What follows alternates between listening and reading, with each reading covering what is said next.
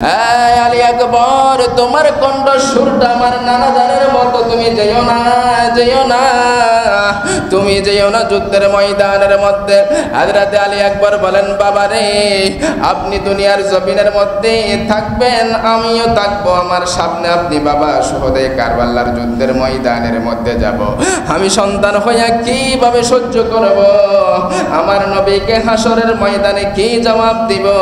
আমার নানা জানকে আমি কি জবাব দিব? আমার নানি জানকে আমি কি জবাব দিব? আমাকে অনুমতি দেন। অবশেষে অনুমতি দেওয়া হলো। হযরতে আলী আকবর যুদ্ধের ময়দানে চলে গেলেন।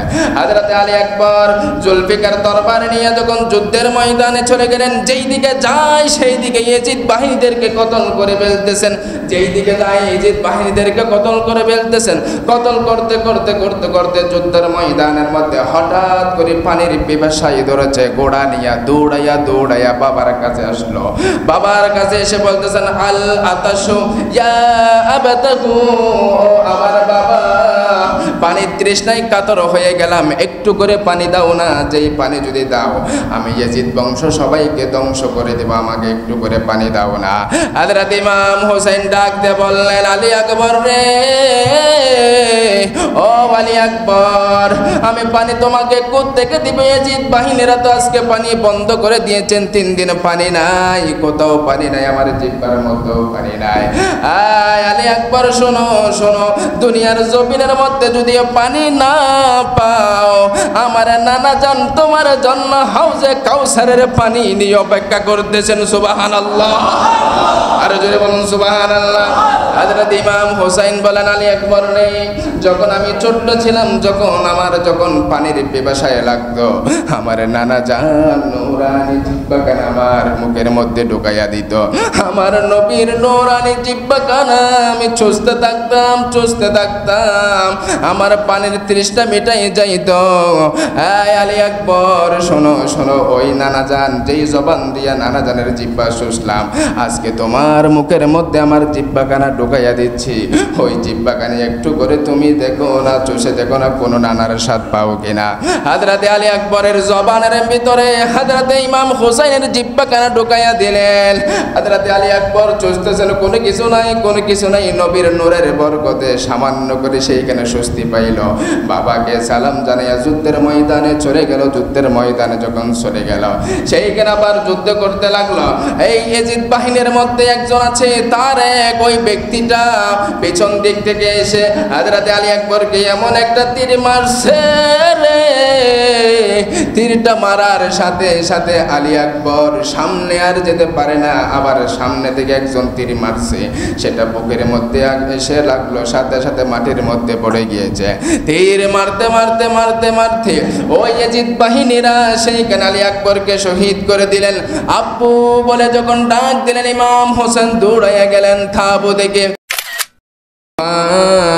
আসবে যখন নবী গো আমার, মৌতের তুফান আসবে যখন নবী গো আমার, দয়া করে দেখাই নিও, দয়া করে দেখাই নিও আপনার চেহারায় আনোয়ার নবীজি।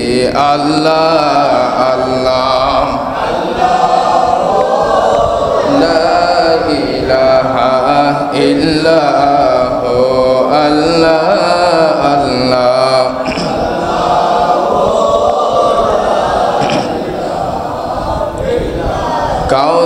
কাউসারের মালিক আপনি, কুরআনে প্রসার, কাউসারের মালিক আপনি, কুরআনে প্রসার, ওরে দয়া করে পিলাই দিও, দয়া করে পিলাইও আপনার হাউজে কাউসার নবীজি। আল্লাহ আল্লাহ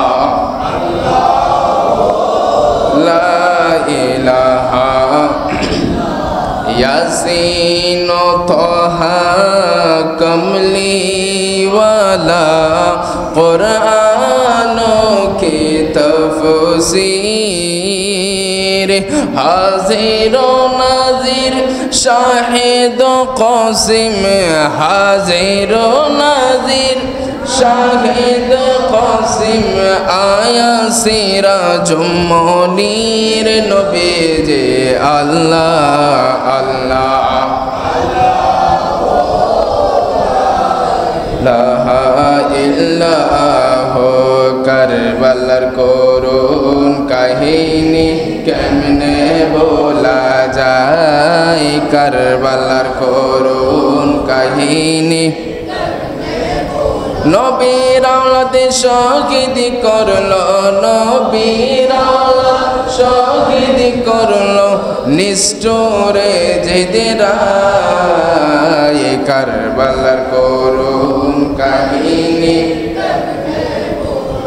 যাই কারবালার করুন কাহিনী কেমনে বলা যায় দয়ালি নবী যে গলাতে চমকেতেন দিনে রাতে চমকেতেন দিনে রাতে দয়ালি নবী যে গলাতে চমকেতেন দিনে রাতে দয়ালি নবী যে গলাতে চমকেতেন দিনে রাতে সেই গলাতে বিষের ছুরে সে মরে সালাই কারবালার করুন কাহিনী যায় কারবালার করুন কাহিনী উপস্থিত চন্দনাস্থানের অন্তর্গের আওয়াজ যতটুকু যাচ্ছে যারা শুনতে পাচ্ছেন পর্দানসীন মা ও বোনেরা রহমানি ওয়া রাহমাকুমুল্লাহ আসসালামু আলাইকুম ওয়া রাহমাতুল্লাহি ওয়া বারাকাতুহু মহান আল্লাহ পাক রব্বুল আলামিনের দরবারে লাখো কোটি শুকরিয়া জ্ঞাপন করছি যিনি মনিব মাওলা দয়া করে মায়া করে মেহেরবান করে আমাদেরকে সুস্থ শরীর রেখে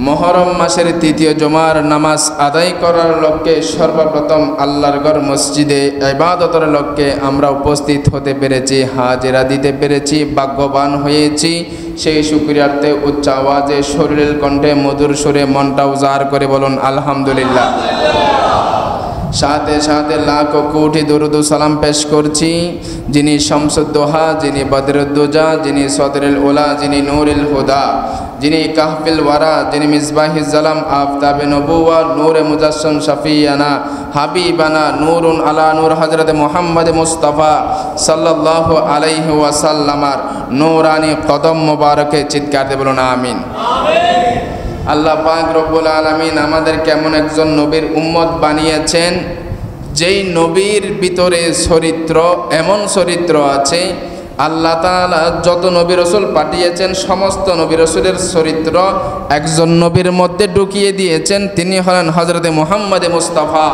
সাল্লাল্লাহু আলাইহি ওয়াসাল্লামার চরিত্র সেই শ্রেষ্ঠ নবীর উম্মত বানিয়েছেন আমরা সেই শুকরিয়ার আওয়াজে বলুন আলহামদুলিল্লাহ যেহেতু আমাদের জুমার ধারাবাহিকতায় আলোচনা চলবে যেহেতু মুহররম মাসের বড় একটা ট্র্যাজেডি যেটা ইমাম হুসাইন শহীদ হয়েছেন ইমাম হুসাইনের তাজা রক্ত দিয়ে আমার নবী পাক সাল্লাল্লাহু আলাইহি ওয়াসাল্লামের ইসলামকে জিন্দা করেছেন সেই শোভাতে শহরে কারবালার মাহফিল তো অনেক হয় কিন্তু আমাদের যে জুমার ধারাবাহিকতায় একটা আলোচনা হয় সেটার মাহফিলের আলোচনা তফাৎ আসানা নাই তো যেহেতু জুমার মধ্যে সময় সংক্ষেপ আমি চিন্তা করব আমরা সব সময় জানি আমরা শুনি শহদায়ে কারবালার যেই ঘটনা শুরুর ঘটনা মাঝখানের ঘটনা আজকে আমরা জানার চেষ্টা করব ইনশাল্লাহ 10 মুহররম থেকে একেবারে শেষ পর্যন্ত সেইখানে যিনি হত্যা করেছেন তারা কোথায় ছিল, মিম্বরে দাঁড়িয়ে দাঁড়িয়ে কি বলেছিলেন, সেগুলো জানার দরকার আছে না নাই? আল্লাহ পাক রব্বুল আলামিন আমাকে কোরআন এবং হাদিসের আলোকে বয়ান করে আপনারা শ্রবণ করে উভয়জন যেন আমল করতে পারি, অন্তরের মধ্যে আহলে বাইতের মহব্বত রাখতে পারি, সেই তৌফিক দান করুন। সকলে বলুন আমিন। খুতবার শুরুতে এখানে আয়াতে কারিমা তেলাওয়াত করেছি, যেটা সূরা বাকারার 153 নম্বর আয়াত। আল্লাহ বলেন, ইয়া আইয়ুহাল্লাযীনা আমানুস্তাঈনু বিস-সাবরি ওয়াস-সালাত। আল্লাহ ঈমানদারগণ যারা, আল্লাহ ঈমানদারগণকে ডাক দিয়ে বলতেছেন, ওহে ঈমানদাররা, তোমরা ধৈর্য এবং নামাজের মাধ্যমে আল্লাহর কাছে সাহায্য চাও। সুবহানাল্লাহ। ইমাম হোসেন যখন বিপদে পড়ে গিয়েছিলেন, এই দুইটা অস্ত্র ইমাম হুসাইনের পরিবারে ছিল। সুবহানাল্লাহ। একটার নাম ছিল ধৈর্য, আর একটার নাম ছিল কি, নামাজ। এই দুইটা তাদের সাথে ছিল বিদায় আল্লাহ বলেছেন, ইন্নাল্লাহা মা'আস সাবিরিন, নিশ্চয় নিশ্চয় আমি আল্লাহ ওই ব্যক্তির সাথে আছি যারা ধৈর্য নামাজের মাধ্যমে আমি আল্লাহর কাছে সাহায্য চাই, আমি আল্লাহ তাদেরকে ভালোবাসি, তাদের সাথে আছি। সুবহানাল্লাহ। সেজন্য এজিদের আলোচনা হয় না, এজিদকে সবাই লানত দিতে থাকে। ইমাম হোসেনের জন্য, ইমাম হুসাইনের জন্য সবাই একেবারে আলোচনা করে, ইমাম হোসেনের জন্য সওয়াব রচনা করে, ওনার ওসিলা নিয়ে আল্লাহর কাছে আমরা গুনাহ ক্ষমা চাই। কথা বলেন ঠিক কিনা? এজন্য আল্লাহ পাক রব্বুল আলামিন পবিত্র কুরআনুল কারীমের মধ্যে জানিয়ে দিচ্ছেন, এজিদের পক্ষে ছিল নাকি হুসাইনের পক্ষে ছিল। আল্লাহ পাক রব্বুল আলামিন আমাদেরকে জানিয়ে দিচ্ছেন, ইয়া আইয়ুহাল্লাযীনা আমানুস্তাঈনু বিস-সাবরি ওয়াস-সালাত ইন্নাল্লাহা মা'আস-সাবিরিন। চিৎকার দেবেন আল্লাহু আকবার। আল্লাহ পাক রব্বুল আলামিন হরফে নাদা ইয়া দিয়ে মুমিন বান্দা যারা ঈমান এনেছেন তাদেরকে ডাক দিয়ে বলতেছেন, ও হে আমার ঈমানদারগণ, যারা ঈমান এনেছো, তোমরা যখন বিপদের মধ্যে পড়ে যাবা, দুইটা জিনিস তোমাদের সাথে রাখবা। আল্লাহ পাক রব্বুল আলামিন জানিয়ে দিচ্ছেন, ইয়া আইয়ুহাল্লাযীনা আমানুস্তাঈনু বিস-সাবরি ওয়াস-সালাত, তোমরা ধৈর্য এবং নামাজের মাধ্যমে আমি আল্লাহর কাছে তোমরা সাহায্য চাইবা। হযরত ইমাম হুসাইন যখন 10-9 মুহররমের মধ্যে যখন তারা যে দাওয়াত দিয়েছিল, এই যে কারবালার ময়দানের মধ্যে চলে গিয়েছেন, তার যে আহল রাস্তা আস্তে সবাই যখন শহীদ হয়ে যাচ্ছেন, তার মধ্যে দুইটা জিনিস ছিল, একটা ছিল ধৈর্য আর একটা ছিল নামাজ। যখন তার ফ্যামিলির সবাই মেয়েরা যখন বলতেছেন, ও হুসাইন আল্লাহর কাছে সাহায্য চাও, আল্লাহর কাছে সাহায্য চাও, তারা কান্নাকাটি করতে লাগলো, কান্নাকাটি করতে লাগলো, ও হুসাইন চলো চলো ফিরে যাই, ও হুসাইন আল্লাহর কাছে বলো তাদেরকে যেন ধ্বংস করে দে, তাদেরকে যেন ধ্বংস করে দে। হুসাইন বলো না। হযরত ইমাম হুসাইন যদি আল্লাহর কাছে বলতো, সমস্ত এজিদদেরকে ধ্বংস করে দিত। কিন্তু ইমাম হুসাইন বলেন তার বোন জয়নবকে, শহর বানুকে, তার ফ্যামিলির সবাইকে বলে, না না, শোনো শোনো, আমার আল্লাহ তো বলেছেন যারা বিপদের মধ্যে পড়ে যাবে, পরীক্ষার মধ্যে পড়ে যাবে, দুইটা জিনিস সাথে থাকতে হবে, একটা হলো ধৈর্য আর একটা হলো নামাজ। এই দুইটা জিনিস তোমরা যদি রাখতে পারো, নিশ্চয় নিশ্চয় আল্লাহ গ্যারান্টি দিয়ে দিয়েছেন আমাদের সাথে আছে। আল্লাহ তো বলেছেন, ইন্নাল্লাহা মা'আস সাবিরিন। আল্লাহু আকবার। হযরত ইমাম হুসাইন বলেন, এই ধৈর্য আর নামাজের মাধ্যমে আল্লাহর কাছে আমরা সাহায্য চাইব, নিশ্চয় নিশ্চয় আল্লাহ আমাদের সাথে থাকবেন। আল্লাহ পাক রব্বুল আলামিন হযরত ইমাম হুসাইনকে এমনভাবে সাহায্য করেছেন, এমনভাবে ভালোবেসেছেন, ইমাম হুসাইনকে শাহাদাতের বরণ আমার আল্লাহ কবুল করে হাজার হাজার কোটি কোটি নবীর গুনাহগার উম্মতদেরকে জান্নাতবাসী করে দিবেন। জোরে বলুন সুবহানাল্লাহ। আরে জোরে বলুন সুবহানাল্লাহ। ইমাম হুসাইন শহীদ যদি আমার নবী না চাইতো শহীদ হওয়ার জন্য, আল্লাহ কখনো শহীদ কবুল করতেন না। আল্লাহর নবী দো জাহানের বাদশা নবী চেয়েছেন হযরতে ইমাম হোসাইন যেন শহীদে কারবালার মধ্যে শহীদ হয়ে যায়।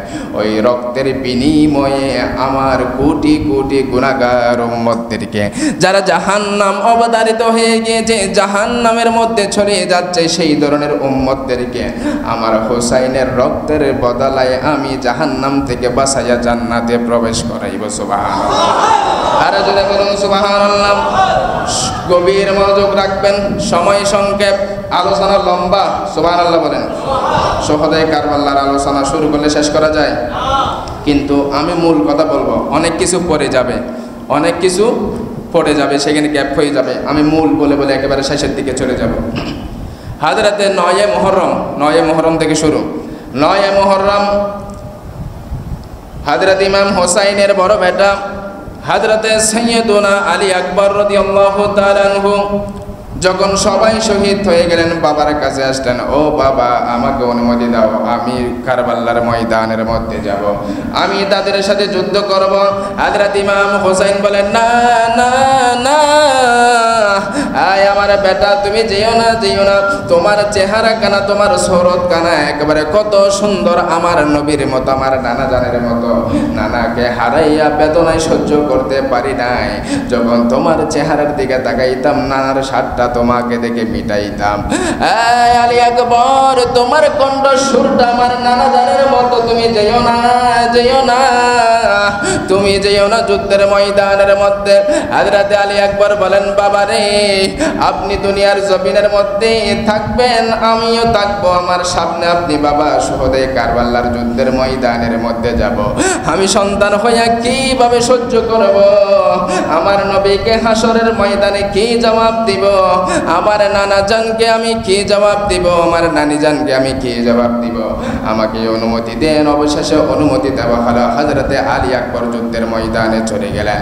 হযরতে আলী আকবর জুলফিকার তরবার নিয়ে যখন যুদ্ধের ময়দানে চলে গেলেন, যেই দিকে যায় সেই দিকে ইয়েজিদ বাহিনীদেরকে কতল করে ফেলতেছেন, যেই দিকে যায় ইয়েজিদ বাহিনীদেরকে কতল করে ফেলতেছেন। কতল করতে করতে করতে করতে যুদ্ধের ময়দানের মধ্যে হঠাৎ করে পানির পিপাসায় ধরেছে, গোড়া নিয়ে দৌড়াইয়া দৌড়াইয়া বাবার কাছে আসলো। বাবার কাছে এসে বলতেছেন, আল আতাশু ইয়া আবাতাহু, আমার বাবা, পানির তৃষ্ণায় কাতর হয়ে গেলাম, একটু করে পানি দাও না। যেই পানি যদি দাও, আমি ইয়াজিদ বংশ সবাইকে ধ্বংস করে দেব, আমাকে একটু করে পানি দাও না। হযরত ইমাম হোসেন ডাক দিয়ে বললেন, আলী আকবর রে, ও আলী আকবর, আমি পানি তোমাকে কোত্থেকে দিব? ইয়াজিদ বাহিনীরা তো আজকে পানি বন্ধ করে দিয়েছেন, 3 দিন পানি নাই, কোথাও পানি নাই, আমার জিহ্বার মধ্যেও পানি নাই। আলী আকবর, শোনো শোনো, দুনিয়ার জমিনের মধ্যে যদিও পানি না পাও, আমার নানা জান তোমার জন্য হাউজে কাউসারের পানি নিয়ে অপেক্ষা করতেছেন। সুবহানাল্লাহ। আর জোরে বলুন সুবহানাল্লাহ। হযরত ইমাম হোসেন বলেন, আলী আকবর রে, যখন আমি ছোট্ট ছিলাম, যখন পানির পিপাসায় লাগতো, আমার নানা জান নূরানি জিহ্বাখানা আমার মুখের মধ্যে ঢুকাইয়া দিত। আমার নবীর নূরানি জিহ্বাখানা আমি চুষতে থাকতাম, চুষতে থাকতাম, আমার পানির তৃষ্ণা মিটাই যাইত। আলী আকবর, শোনো শোনো, ওই নানা জান যেই জবান দিয়া নানা জানের জিহ্বা শুষলাম, আজকে তোমার মুখের মধ্যে আমার জিহ্বাখানা ঢুকাইয়া দিচ্ছি। ওই জিহ্বাখানি একটু করে তুমি দেখো না, চুষে দেখো না, কোনো নানার স্বাদ পাও কিনা। হযরতে আলী আকবরের জবানের ভিতরে হযরতে ইমাম হোসেনের জিহ্বাখানা ঢুকাইয়া দিলেন। হযরতে আলী আকবর চুষতেছেন, কোনো কিছু নাই, কোনো কিছু নাই। নবীর নূরের বরকতে সামান্য করে সেইখানে স্বস্তি পাইল। বাবাকে সালাম জানাইয়া যুদ্ধের ময়দানে চলে গেল। যুদ্ধের ময়দানে যখন চলে গেল, সেইখানে আবার যুদ্ধ করতে লাগলো। এই ইয়াজিদ বাহিনীর মধ্যে একজন আছে, তার এক ওই ব্যক্তিটা পেছন দিক থেকে এসে হযরতে আলী আকবরকে এমন একটা তীর মারছে রে, তীরটা মারার সাথে সাথে আলী আকবর সামনে আর যেতে পারে না, আবার সামনে থেকে একজন তীর মারছে, সেটা বুকের মধ্যে এসে লাগলো, সাথে সাথে মাটির মধ্যে পড়ে গিয়েছে। তীর মারতে মারতে মারতে মারতে ওই ইয়াজিদ বাহিনীরা সেইখানে আলী আকবরকে শহীদ করে দিলেন। আব্বু বলে যখন ডাক দিলেন, ইমাম হোসেন দৌড়াইয়া গেলেন তাঁবু দেখে। দেখতেছেন সন্তান দুনিয়ার জমিনের মধ্যে আর বেঁচে নাই, সন্তান বেঁচে নাই। এইদিকে কি করবেন? সাথে সাথে ঘরের মধ্যে তাঁবুর মধ্যে আলী আকবরকে নিয়ে আসলেন। এইদিকে জয়নাব ফুফি আম্মা ইমাম হোসেনের ছোট বোন জয়নাব কান্না করতেছেন। হায়রে, যার চেহারার দিকে তাকাইলে আমার নানা জানের কথা মনে পড়ে যাইতো, এখন আমি কার দিকে তাকাইবো? আমার বাইফুতকে এত ভালোবাসে। হযরতে ইমাম হোসেনের জয়নাবের দুইজন সন্তান ছিল, ছোট ছিল, তারও পাশে বসা ছিল, তারও দুই চোখ করে পানি ছাড়তেছেন। হযরতে আউন, হযরতে মুহাম্মদ, দুইজন সন্তান হলো জয়নাবের সন্তান। ওই জয়নাবের দুইটা শিশু সন্তান মাকে বলতেছেন, আম্মা জান, আর সহ্য করতে পারি না, আর সহ্য করতে পারি না। আমার মামা জানের ছেলে, আমার মামতো ভাই হযরতে আলী আকবর দুইজন, হযরতে আলী আকবর সেইখানে শহীদ হয়ে গিয়েছে, আমাদেরকে একটু অনুমতি দেন না, কারবালার ময়দানের মধ্যে চলে যাব। হযরতে জয়নাব ভাইয়ের কাছে গেলেন, ও হুসাইন, ও হুসাইন, আমার দুই ছোট্ট ছোট্ট শিশু সন্তান আপনাকে বলতেছে, আরজ করতেছে, একটু কারবালার ময়দানে যুদ্ধ করতে যাবে। হযরত ইমাম হুসাইন বলেন, জয়নাব রে, ওই দুইটা ছোট ছোট শিশু সন্তান কিভাবে তারা যুদ্ধ করবে? তারা তো তাদেরকে মেরে ফেলবে। এই কথা যখন বললেন, তারা তো মানে না, দুই চোখের পানি ছেড়ে ছেড়ে বলতেছে না, ও আমার মামা জান ইমাম হুসাইন,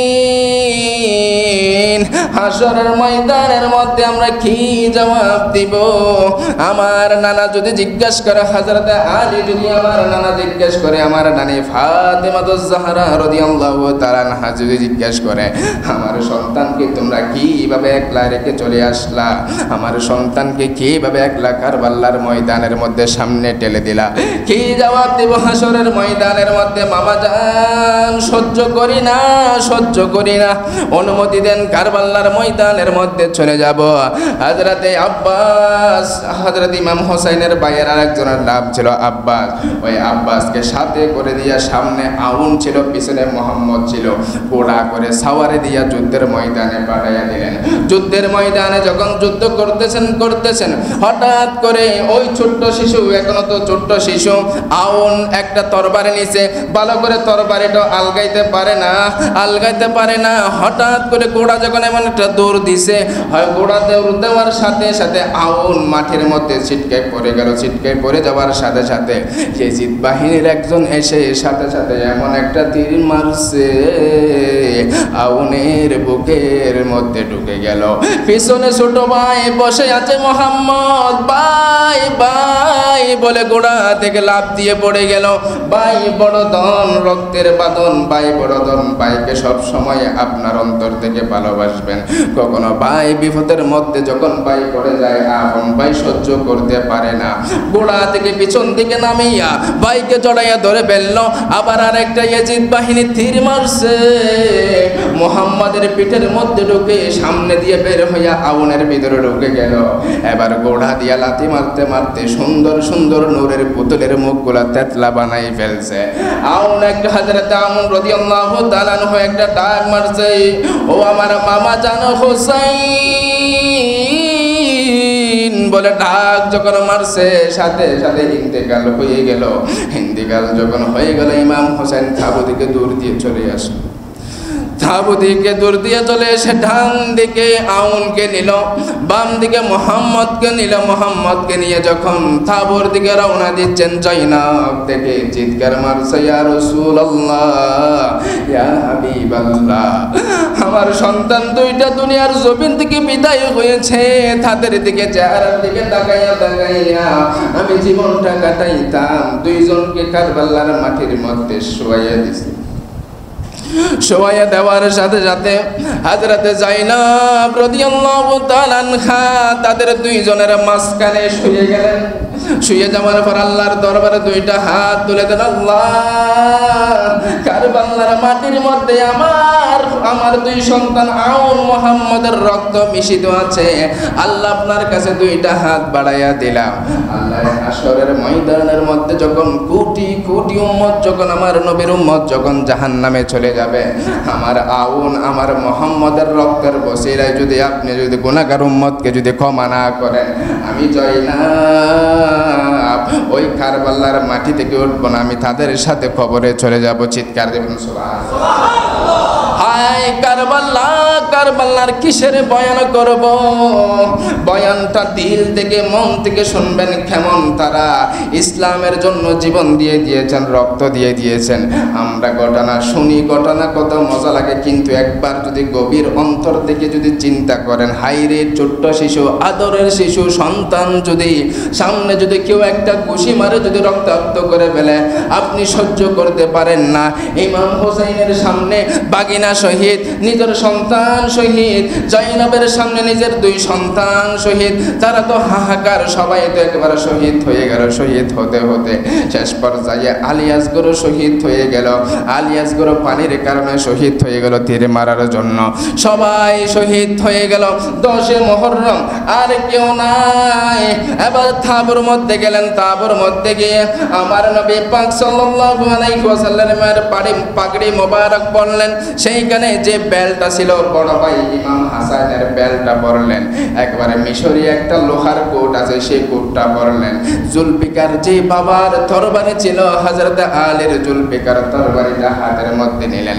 নেওয়ার পর সেইখান থেকে বিবি থেকে, বোন থেকে, মেয়ে থেকে আস্তে আস্তে বিদায় নিচ্ছেন।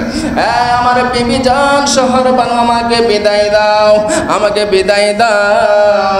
আবার যায়েনবের কাছে গেছে, বোন রে আমার, ও বোন আমার, বোন আমাকে বিদায় দাও, আমাকে বিদায় দাও। বোন রে তোমার কাছে একটা জিনিস অনুরোধ করে যায়, আমার ছোট্ট মেয়ে, আমার ছোট্ট মেয়ে সকিনা। আমি যখন ঘরের মধ্যে আসতাম, আমার মেয়েকে বুকের মধ্যে নিতাম, আমার মেয়ের মাথায় হাত বোলাইয়া বোলাইয়া আমি ঘুম পাঠাইতাম। ও যায়েনব রে, আমি যখন দুনিয়ার জমিন থেকে চলে যাব, আমি যদি আর সদাই কারবালার ময়দান থেকে, যুদ্ধ থেকে যদি আর ফিরে না সেরে যায়েনব, ও যায়েনব আমার মেয়েকে কখনো কষ্ট দিয়েন না, আমার মেয়েকে কখনো কষ্ট দিয়েন না, আমার মেয়ে তো বড় এতিম হয়ে যাবে। যায়েনব একটা ডাক দিয়ে বললেন, ভাই হুসাইন, আজকে আপনি চলে যাচ্ছেন, আপনার মেয়ে সকিনা একা এতিম হচ্ছে না, আমরা সবাই এতিম হয়ে যাচ্ছে। সকিনা একটা ডাক দিয়ে বললেন, আব্বা জান, ও আব্বা জান রে, আপনি একা আমাদেরকে রেখে কোথায় চলে যাচ্ছেন? এই জঙ্গলের মধ্যে আমাদেরকে কোথায় রেখে চলে যাচ্ছেন? যেই নরপশুরা, ইয়াজিদ বাঙ্গিনীরা আমার ছোট ভাই আসগরকে তীর মেরে পানির জন্য মেরে ফেলেছে, আমাদেরকে রক্ষা করবে না। আব্বা জান রে, আমাদেরকে কাদের কাছে রেখে যাচ্ছে? ইমাম হোসেন দুই চক্ষু মোবারকের পানি মোবারক ছেড়ে ছেড়ে বলতেছেন, ও আমার মা সকিনা, আমার বোন যায়েনব, শহর বানু, টেনশন করিও না, চিন্তা করিও না, আমি যাচ্ছি আমার নবীর মেহমান হতে, আমার নানার মেহমান হতে। তোমাদের জন্য সাহায্য করার জন্য পৃথিবীর জমিনের মধ্যে যদি কেউ না থাকে, আমার আল্লাহ আছে, স্বয়ং আমার আল্লাহ আছে তোমাদেরকে সাহায্য করার জন্য। সুবহানাল্লাহ। অনেক লম্বা চলে গেলেন যুদ্ধের ময়দানের মধ্যে। যুদ্ধের ময়দানের মধ্যে গিয়ে যুদ্ধ করতে করতে সবাইকে কতল করে দিচ্ছেন। কতল করতে করতে করতে করতে হঠাৎ করে যুদ্ধের ময়দানের মধ্যে একজন ব্যক্তি হঠাৎ করে কফাল মোবারকের মধ্যে তীর মারলেন। আবুল হুনুক নামে এক ব্যক্তি এমন একটা তীর মারছে, ওই তীরখানা আসিয়া ইমাম হুসাইনের কপালের মধ্যে ঢুকে গেল। হযরত ইমাম হুসাইন ডাক দিয়ে বললেন, হায় রে ইয়াজিদ বাহিনী, তোমরা তীরটা কোথায় মারলা, কোথায় মারলা? যেই কপাল দিয়ে আল্লাহর কুদরতি কদমের মধ্যে আমি সিজদা দিই, যেই কপালের মধ্যে আমার নানা জান হাজার বার লক্ষ বার চুমা দিয়েছেন, তোমরা কেমনে পারলা মুসলমান হইয়া মাথার মধ্যে পাগড়ি রাইকা জুব্বা পইরা দাড়ি রাইকা কেমনে পারলা আমার কপালের মধ্যে তীর মারতে? এই কথা বলার দেরি সাথে সাথে কুলি ইবনে জিয়াদ আরেকটা তীর মারছে। কুলি ইবনে জিয়াদ তীর যখন মারছে, তীর কানা আসিয়া ইমাম হোসেনের বুকের মধ্যে ঢুকে গেল। বুকের মধ্যে যখন ঢুকে গেলেন, হঠাৎ করে গোড়া থেকে নেমে গেলেন। গোড়া থেকে নেমে যখন এক জায়গার মধ্যে দাঁড়িয়ে আছেন, রক্ত পড়তেছেন, তীর ঢুকতেছেন, এদিক থেকে তীর মারতেছেন, বামে ডানে চতুর্দিক থেকে তীর আস্তে আস্তে মতান্তরে আসলো। কেউ বলেছেন 33টা, কেউ বলেছেন 40টা, কেউ বলেছেন 120টা তীরের আঘাতের চিহ্ন পাওয়া গিয়েছে। কিন্তু যখন দাঁড়িয়ে আছেন গোড়ার পাশে, হঠাৎ করে সিনান ইবনে আনাস নকি শির মুবারক কানা সেখানে আলাদা করার জন্য রওনা হয়ে গেলেন। সেইখানে বড় এজিদ বাহিনী, বড় নাফাক, যেই নাফাক কুকুরের মতো, কুকুরের ডোরের মতো, ওই ব্যক্তিটাই সে সীমারকে ধাক্কা মেরে মাটির মধ্যে ফেলাইয়া দিছে। মাটির মধ্যে যখন ফেলাইয়া দিছেন, সাথে সাথে ইমাম হোসেন সেইখানে শুয়ে গেলেন। শুয়ে যাওয়ার পর কুলি ইবনে জিয়াদ তরবারিটা নিয়ে ইমাম হোসেনকে জবাই করাইয়া দেওয়ার জন্য যখন চলে আসতেছেন, গলার সামনে চলে আসলো। যখন তরবারি দিয়ে জবাই করে দিবেন, হাত দুইটা কাঁপতে লাগলো। হঠাৎ করে হাত থেকে তরবারিটা পড়ে গেল। তরবারি যখন পড়ে গেল, সেই বই পেয়ে আবার চলে গেল নিষ্ঠুর সীমার, জাহান্নামের বড় সর্দার নিষ্ঠুর সীমার। ওই সীমারটা দৌড়াইয়া গোড়া থেকে নেমে ইমাম হোসেনের বুকের উপর বসে গেল। বুকের উপর যখন বসে গেল, ইমাম হোসেন ডাক দিয়ে বললেন, এই সীমার এজিদ বাহিনী, আমার বুকের মধ্যে এমন ব্যথা দিও না। এই বুকের সাথে আমার নানা জানের বুকের সাথে 1000 বার লেগেছে। সুবহানাল্লাহ, 1000 বার লেগেছে, বুকের মধ্যে ছাপ দিও না। এই এজিদ বাহিনী, তোমার কাছে আমার একটু অনুরোধ, তোমার বুকটা একটু করে দেখাও না। তোমার বুকের মধ্যে একটা ছিদ্র আমি দেখতে চাচ্ছি। ওই ব্যক্তিটা করতে চাচ্ছে না। সীমার বলতেছেন, আমার বুক কি জন্য দেখবা, তাড়াতাড়ি বলো। ইমাম হোসেন বলে, না, তোমার বুকটা একটু করে দেখাও না, আমি তোমার বুকটা একটু করে দেখতে চাচ্ছি। সীমার বলেন, দেখো আমার বুক দেখো বলে যখন বুকটা দেখাইয়া দিলেন, সেইখানে কুরুসে খেয়েছেন সেই ধরনের সাদা দাগ দুইটা সেইখানে দেখা যাচ্ছেন। 50 বছর পূর্বে আমার নবী পাক সাল্লাল্লাহু আলাইহি ওয়াসাল্লাম বলেছেন, আমি স্বপ্নের মধ্যে দেখেছি বড় একটা নাফাক কুকুর আমার আহলে বাইতের রক্তের মধ্যে মুখ দিবে, তার নাম হবে সীমার। তার বুকের মধ্যে দুইটা সাদা দাগ থাকবে। ইমাম হোসেন যখন দেখতে পাইলেন, হ্যাঁ এটাই তো সীমার, এইটাই তো আমাকে শহীদ করবেন। এটা বলে যখন ইমাম হোসেন রাদিয়াল্লাহু তাআলা আনহু বলেন, আমাকে শহীদ করবেন, ঠিক আছে, আমার চেহারা কানা আমার নানা জানার দিকে ফিরাইয়া দাও। ফিরাই না। সীমার যখন গলা দিয়ে ছুরি চালাইয়া দিবেন, সীমারের ছুরি চলে না, গলার মধ্যে চলে না। বলেন যে, হোসেন তোমার গলার মধ্যে কি বেঁধেছে, ছুরি চলে না কেন? হযরত ইমাম হোসেন বলেন, সীমার রে, আমার গলা দিয়ে কিভাবে ছুরি চলবে? গলার মধ্যে তো আমার নানা জানের 1000 বার ঠোঁটের চোমা লেগেছে। সুবহানাল্লাহ। এই সীমার আমার ইমাম হুসাইন রাদিয়াল্লাহু তাআলা আনহুকে কাট করে গর্দানের মধ্যে শহীদ করে দিছে। শহীদ করে দেওয়ার সাথে সাথে যখন গর্দানটা আলাদা হয়ে গেল, হযরত ইমাম হুসাইন নানা জান বলে যখন ডাক দিছে, আমার নবী পাক সাল্লাল্লাহু আলাইহি ওয়াসাল্লাম রওজা মুবারক থেকে বের হয়ে গিয়েছেন। আল্লাহু আকবার। হযরত ইমাম হুসাইনের মস্তক মুবারক আলাদা হয়ে গিয়েছে, ইমাম হুসাইনের বডি মুবারক আলাদা হয়ে গিয়েছে। হায়রে কেমন দৃশ্য! মাথা আলাদা করে ফেললো, বডি আলাদা করে ফেললো। হায়রে কেমন দৃশ্য! মাথাটা তীরের উপর করে এইভাবে রেখে দিল। ইমাম হুসাইনের 2 ঠোঁটখানা সেইখানে তীরের উপর ঠোঁটখানা নড়তেছে। জোরে বলুন সুবহানাল্লাহ। সেই সময় যখন তাকাইলেন 2 ঠোঁটখানা নড়তেছে। হায়রে কেমন কথা! গর্দান আলাদা হয়ে গিয়েছে, মাথা যখন আলাদা হয়ে গিয়েছে, মরে যাওয়ার কথা, জিহ্বায় কামড় খাওয়ার কথা, কিন্তু 2টা ঠোঁট যেন নড়তেছে, গুন করে যেন কি বলতেছেন। ওই ইয়াজিদ বাহিনীর একজন যখন গিয়ে কানের মধ্যে যখন কান লাগাইয়া দিলেন, ঠোঁটের মধ্যে কি বলতেছেন, সেইখানে ইমাম হুসাইন তিলাওয়াত করতেছেন, আম হাসিবিতা আন্না আসহাবাল কাহফি ওয়ার রাকিম কানু মিন আয়াতিনা আজাবা। আল্লাহু আকবার। সূরা কাহফের 9 নং আয়াত তিলাওয়াত করতেছেন, এইদিকে বড়ি মোবারক আলাদা পড়ে যাচ্ছেন, রক্ত মাটির সাথে মিশে গেল, রক্ত মাটির মধ্যে থই থই হয়ে গেল। এবার কি করবেন? এজিদ বাহিনীর বড় এজিদ বাহিনীরা আছে, কায়েস বিন মুহাম্মদ, কত সুন্দর সুন্দর নাম, কেমন কাজ করেছে দেখেন। সেই জন্য পাগড়ি দেখলে টুপি দেখলে আলেম বলা যাবে না, আগে অন্তরের মধ্যে ভিতরের নবীর প্রেম আছে কিনা দেখতে হবে, আহলে বাইতের প্রেম আছে কিনা দেখতে হবে। কথা বলেন ঠিক কিনা?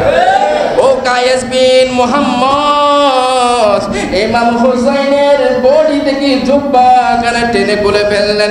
জুব্বা কানা যখন টেনে খুলে ফেললেন, এবার পায়জামা আছে, জুতা আছে, আন্টি আছে, হুর বিন খাব হযরত ইমাম হুসাইনের পায়জামাটা টেনে খুলে ফেললেন। যখন খুলে ফেললেন, আসওয়াদ বিন খালেদ ওই যে পড়ার মধ্যে দুইটা জুতা আছে, জোড়া জুতা আছে, জুতাগুলো খুলে ফেললেন। জুতা যখন খুলে ফেললেন, আমর বিন ইয়াজিদ যে আমার নবীর পাগড়ি ছিল, ইমাম হুসাইনের মাথা থেকে পাগড়িটা নিয়ে ফেলছেন। এবার সিনান ইবনে আনাস নকবে ইমাম হুসাইনের আংটিটা খুলে ফেলতেছেন। আংটিটা খুলতে দেরি হচ্ছে, ইমাম হুসাইনের আঙ্গুলটা কেটে ফেললেন। আঙ্গুলটা কেটে আংটিটা নিয়ে ফেললো। চিৎকার দিয়ে বলুন নাউজুবিল্লাহ। ওই আংটিটাও নিয়ে ফেললেন, এবার তরবারিটাও নিয়ে ফেললেন, নিয়ে তারা রওনা হয়ে গেলেন মাথা মোবারক কানা নিয়া। এদিকে জাইনাব কান্না করে, সকিনা কান্না করে, কান্না করতে করতে ভাইয়ের লাশ খুঁজে, ভাইয়ের লাশ পাই না, মাথা ছাড়া কাপড় ছাড়া কিভাবে পাবে? অবশেষে অনেক চিহ্নের মাধ্যমে ভাইয়ের লাশ পাইলেন। এইদিকেই তারা কান্নাকারি করতে লাগলো। এইদিকে এজিদ বাহিনীরা মাথাটা তীরের আগার মধ্যে নিয়ে তারা রওনা হয়ে গেলেন। এক রাওয়ায়াত আসলো দামেশকে, আর এক রাওয়ায়াত আসলো উবাইদুল্লাহ ইবনে জিয়াদের কাছে। তারা রওনা হয়ে গেলেন ওই যে তীরের আঘাতের একেবারে তীরের আগার মধ্যে ইমাম হোসেনের মাথাটা নিয়া ইমাম হোসেন গুন গুন গুন গুন করে অত্র কোরআন কারীমের আয়াত সূরা কাহফের 9 নং আয়াতে কারিমা তিলাওয়াত করতে লাগলেন। আম হাসিবিতা আন্না আসহাবাল কাহফি ওয়ার রাকিম কানু মিন আয়াতিনা আজাবা। এ দুনিয়ার মানুষ শোনো, তোমরা আসহাবে কাহফের কেমন বিস্ময়কর ঘটনা জেনেছো? সেটা থেকে বড় বিস্ময়কর ঘটনা হলো আমি হুসাইনের ট্র্যাজেডি। জোরে বলুন সুবহানাল্লাহ, আরো জোরে বলুন সুবহানাল্লাহ। হযরত ইমাম হুসাইন দুইটা জবান সেইখানে নড়তে নড়তে সেইখানে তারা আস্তে আস্তে করে নিয়ে যাচ্ছে। এবার ইমাম হোসেন রাদিয়াল্লাহু তাআলা আনহুকে যদি শহীদ করে ফেল, ইমাম হোসেন জিন্দা নাকি মরা? জোরে বলেন আমাদের আকীদা, ইমাম হোসেন জিন্দা নাকি মরা? কখনো যারা আল্লাহর রাস্তায় শহীদ হয়েছে তারা মরা নাকি জিন্দা? জিন্দা। আমি বলতেছি নাকি আল্লাহ বলেছেন? আল্লাহ পাক রব্বুল আলামিন সূরা বাকারার 154 নং আয়াতের মধ্যে বলতেছেন, ওয়ালা তাকুলু লিমান ইউকতালু ফি সাবিলিল্লাহি আমওয়াত বাল আহইয়াউ ওয়ালাকিন লা তাশউরুন। তারা তো জীবিত, তাদেরকে মৃত বলে কখনো ধারণা করা যাবে? কখনো ধারণা করা যাবে? বরং তারা জীবিত। আমার আল্লাহর এক আয়াতের মধ্যে সূরা আলে ইমরানের একেবারে 69 নং আয়াতের মধ্যে জানিয়ে দিচ্ছেন, ওয়ালা তাহসাবান্নাল্লাযীনা কুতিলু ফি সাবিলিল্লাহি আমওয়াত বাল আহইয়াউন ইনদা রাব্বিহিম ইউরযাকুন। চিৎকার দিন আল্লাহু আকবার। শুধু তারা জীবিত নয়, কবরের মধ্যে আমার আল্লাহর রিজিক পর্যন্ত পাঠাইয়া দেয়। সুবহানাল্লাহ। রিজিক কাদের জন্য দেয়? মৃতর জন্য নাকি জীবিতর জন্য? তাহলে ইমাম হোসেন জীবিত নাকি মরা? জীবিত রেখেছেন কে? জীবিত রাখলে আমাদের কোনো সমস্যা আছে না? ইমাম হোসেনের মাথা মোবারক কানা নিলেন, নিয়ে যাওয়ার পর একটা খ্রিস্টানদের গির্জার সামনে তারা বসলো, বসে সবাই সেখানে শরাব পান করতেছেন। একজন খ্রিস্টানের পাদরি বের হলেন, বের হওয়ার পর ওইখান থেকে যখন বের হলেন, বের হয়ে দেখতেছেন তীরের আগার মধ্যে সুন্দর নূরের পুতুলের মধ্যে একটা চেহারা নূরে ঝিলমিল ঝিলমিল ঝিলমিল করতে লাগলো। ওই খ্রিস্টানের পাদরি বললেন, হে বাইরে, এই মাথাটা এত সুন্দর মাথাটা কার একটু করে বলো না, তোমরা তীরের আগার মধ্যে কেমনে রেখেছো? এত সুন্দর মাথা তো মানুষ বুকের মধ্যে রাখে, কেমনে তীরের আগায় রেখেছো একটু করে বলো না এটা কে? যখন বলতে লাগলো তুমি বুঝবা না, এটা হলো বড় আমাদের শত্রু। এই কথা বলার পর ওই খ্রিস্টানের ফাদুরি খ্রিস্টান হইয়া ইমাম হোসাইনের মাথার মধ্যে হাত বোলাইয়া দিচ্ছেন। এজিদ বাহিনীদেরকে বলতেছেন, ও ভাই, এই মাথাটা আমাকে একটা রাতের জন্য দিবানি, এই গির্জার মধ্যে তোমাদেরকে থাকার জন্য আমি স্থান দিব। এই কথা যখন বললেন, এই গির্জা যখন বললেন, সমস্ত এজিদ বাহিনীরা সেই গির্জার দিকে তাকাইলেন। গির্জার দরজার মধ্যে আরবি কবিতা 2 লাইন লেখা আছে। ওই 2 লাইন লেখার মাধ্যমে সেইখানে কবিতাটাই দেখতে পাচ্ছেন। আতার জুম্মাতুন কাতালাত হুসাইনা শাফাআতা জাদ্দিহি ইয়াউমাল কিয়ামাহ, আতার জুম্মাতুন কাতালাত হুসাইন শাফাআতা জাদ্দিহি ইয়াউমাল কিয়ামাহ। সেইখানে লেখা আছেন তোমরা কিভাবে ওই দিন কিয়ামতের ময়দানের মধ্যে নবীর সুপারিশের আশা করো, কিভাবে নবীর সুপারিশের আশা করো, যারা হাসরের ময়দানের মধ্যে কিভাবে সুপারিশের আশা করো, যারা শহীদে কারবালার মধ্যে ইমাম হোসেনকে শহীদ করেছে। সেই 2 লাইন যখন পুরানো অক্ষরে লেখা আছে, তারা জিজ্ঞেস করতেছেন এই 2 লাইনটা খেয়ে লিখেছে ফাদুরি, একটু বলো না। ওই ফাদুরি বলতেছেন, এই 2 লাইনটা তোমাদের ইসলামের নবী দুনিয়াতে আসার 350 বছরের আগের লেখা। আল্লাহু আকবার। তার মানে আমার নবী আসার আগেও ইমাম হোসাইনের আলোচনা চলেছে।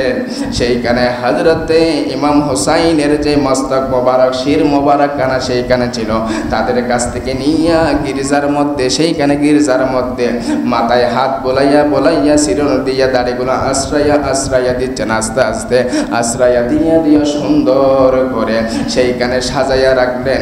আস্তে আস্তে যখন রাত গভীর হলো, হঠাৎ করে ঘুমাইয়া গেলেন। হঠাৎ করে যখন ঘুমাইয়া গেলেন, রাত্রে যখন একেবারে গভীর হয়ে গেল, তার জাগ্রত হলো খ্রিস্টানের পাদরি। দেখতে পাইলেন ঘরের মধ্যে আলো আলোকিত হয়ে গেল। ওই আসমান থেকে একটা নূরের রশ্মি ইমাম হোসাইনের মাথার উপর লম্বা হয়ে আছে। জোরে বলুন সুবহানাল্লাহ।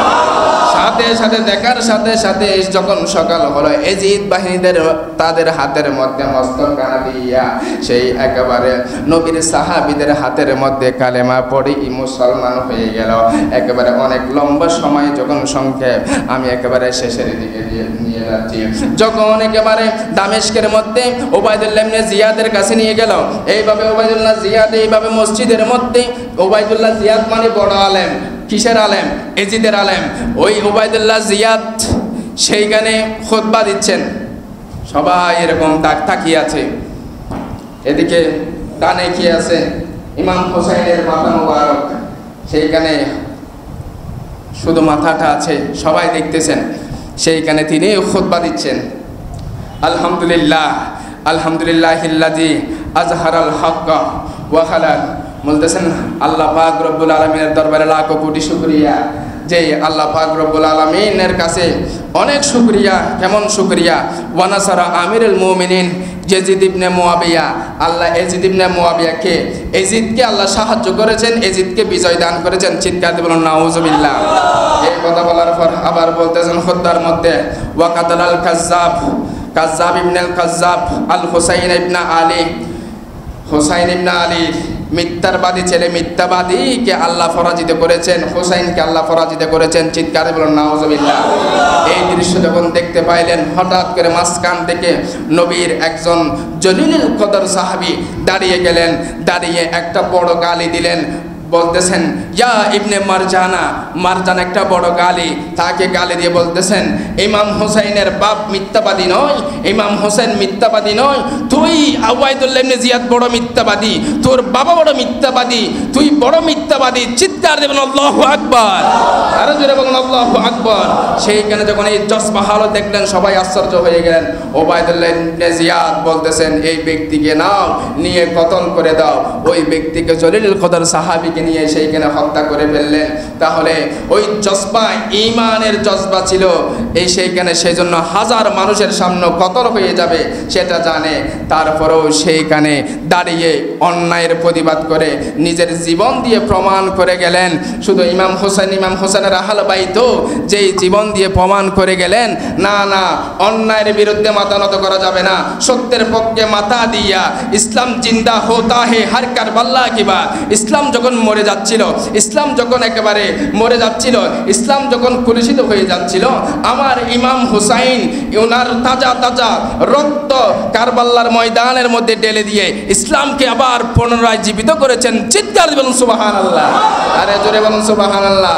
ওরে যদি আমি মরে যাই শোনো রে সুন্নি ভাই, আমারে কবর দিও মদিনা মাতায়। সেজন্য আশেকরা এই ধরনের নাচ পড়ে কিনা? আশেকরা এই ধরনের নাচ পড়ে কিনা? নবীর যারা আশেক তারা জীবনটা কি করে না, জীবনের মূল্যায়ন করে না। তারা বলেন নবীর প্রেমে জান দিতেই পারলে আমরা খুশি। সুবহানাল্লাহ বলেন। ওরে যদি আমি মরে যাই শোনো রে সুন্নি ভাই, আমারে কবর দিও মদিনা মাতায়।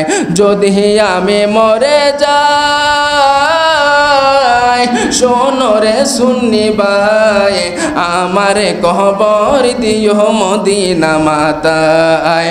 মোর জানাজা পড়াই নিও, মোর জানাজা পড়াই নিও সুন্নি হক মাওলানা, আমি নবীজির দিওয়ানা, মদিনা দিলওয়ালাদের আস্তানা, আমি মদিনার দিওয়ানা। সালাতুন ইয়া রাসূলুল্লাহ, সালামুন ইয়া। আল্লাহ পাক রব্বুল আলামিন আমাদের সকলকে কবুল করুন, সকলে বলুন আমিন।